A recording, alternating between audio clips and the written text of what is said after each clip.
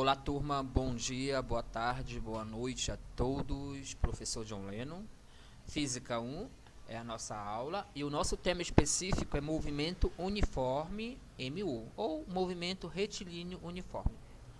Os tópicos que nós iremos trabalhar aqui é a definição, função horária do movimento uniforme, gráfico, aplicações, mas será em um outro vídeo. Essa primeira parte será mais a teoria, tá bom? Professor John Lennon Souza. Então vamos lá. O que é um movimento uniforme? O movimento uniforme ele ocorre quando o móvel desloca-se em linha reta e com velocidade constante. No movimento uniforme, o móvel ele vai percorrer espaços iguais em intervalo de tempos iguais, tá bom? Movimento uniforme percorre, o móvel vai se deslocar em linha reta com a mesma velocidade, em espaços iguais e intervalo de tempos iguais. O que isso significa? Significa o quê? Que se o movimento é uniforme, significa que a velocidade constante é igual à velocidade média, que vai ser uma constante e diferente de zero, tá bom?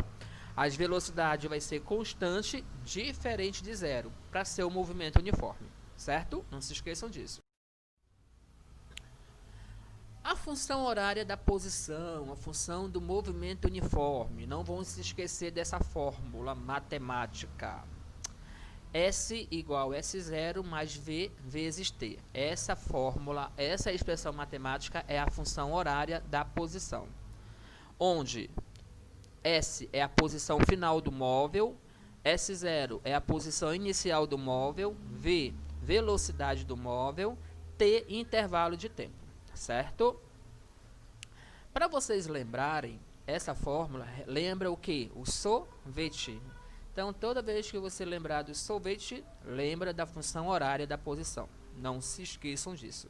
S igual a S0 mais VT, simplesmente conhecida como sorvete. Certo? Gráfico do movimento uniforme e tipos de movimentos. Primeiro caso é quando a velocidade é maior que zero. Se a velocidade é maior que zero, a função ela é crescente, logo o gráfico tem esse comportamento. A reta em vermelho parte da posição inicial, não se esqueçam disso. Então, esse gráfico é quando a velocidade é maior que zero. Para o gráfico do movimento uniforme, a velocidade é constante, maior que zero. Observação. Toda vez que o gráfico for maior que zero, onde a velocidade é maior que zero, o movimento ele vai ser progressivo. Ou seja, o móvel caminha na mesma direção e sentido da orientação da trajetória. Então, velocidade maior que zero, a função é crescente, movimento progressivo. O segundo caso é quando a velocidade é menor que zero.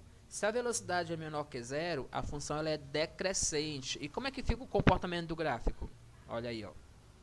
Decrescente. Velocidade é negativa. Se a velocidade é menor que zero, significa que a função é decrescente. Logo, o movimento ele é retrógrado. Ou seja, o móvel caminha no sentido contrário da orientação da trajetória. Ok?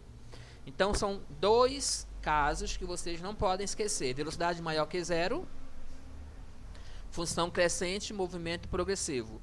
Velocidade menor que zero, função é decrescente, o movimento ele é retrógrado, certo? Observa que quando o gráfico sempre vai te indicar a posição inicial, ok? Ele também pode passar pela origem. Se ele passa pela origem, significa que a posição inicial é zero, certo?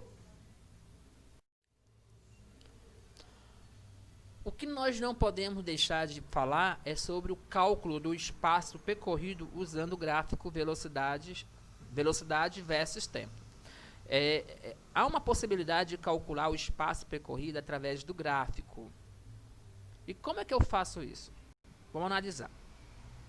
A área limitada pelo gráfico representativo e pelos eixos coordenados entre os instantes 0 e t1 é igual ao valor numérico do espaço percorrido pelo corpo entre esses instantes.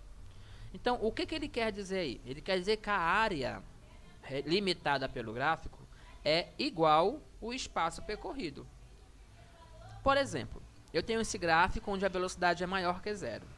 Se eu calcular a área desse gráfico de vermelho, eu estou calculando o espaço percorrido.